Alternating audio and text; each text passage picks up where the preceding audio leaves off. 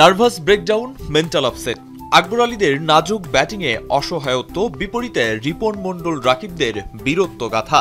শিরোপার লড়াই থেকে প্রথম ইনিংসে ছিটকে পড়ার দশা থেকে পাকিস্তানকে বাঁচাতে ঢাল হয়ে ওঠা সাদ মাসুদের ব্যাট কিংবা মুকিমের ঘূর্ণিঝড়, প্রতিটি দৃশ্যের সাথে অব্যাহত পরিবর্তন। রাইজিং স্টার্স এশিয়া কাপের ফাইনালে রোমাঞ্চ হতাশার জুটিতে বিষম উত্তেজনার ভার।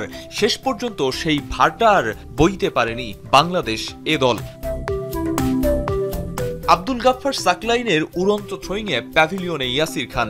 এরপর একে একে মোহাম্মদ ফাইক, গাজীঘড়িদের ফিরিয়েছেন মেহরব, রাকিবুলরা।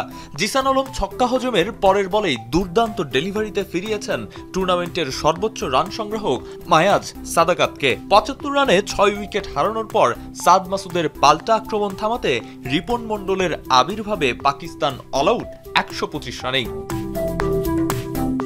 রান তারাই ১৫ বলেই ২২ রান তোলে বাংলাদেশ। জিসানকে ফিরিয়ে জুটি ভাঙেন সাদ মাসুদ। হাবিবুর রহমানও ২৬ রান করে আউট হন। আর বিলাসী শট খেলতে গিয়ে উইকেট বিলিয়ে আসেন মাহিদুল ইসলাম। ৩৬ রানে ৩ উইকেট হারানোর পর দলের অস্বস্তি বাড়ান অধিনায়ক আকবর আলী। জাতীয় দলের খেলোয়াড় ইয়াসির রাব্বি ২২ গজে এখনও যেন বড্ড নাজুক। ৪৪ রানে ৪ উইকেট পতনের পর ৫৩ রানে ৭ উইকেট হারিয়ে বসে আকবর আলীর দল।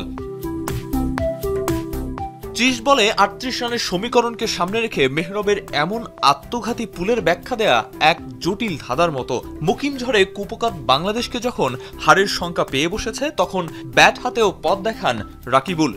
তিনবার জীবন পেলেও তীরে তরি ভেরাতে পারেনি শেষ পর্যন্ত। অবিশ্বাস্যভাবে শেষ পর্যন্ত ব্যাট হাতে সেই ভরসা জুগিয়েছেন রিপন মন্ডলরা।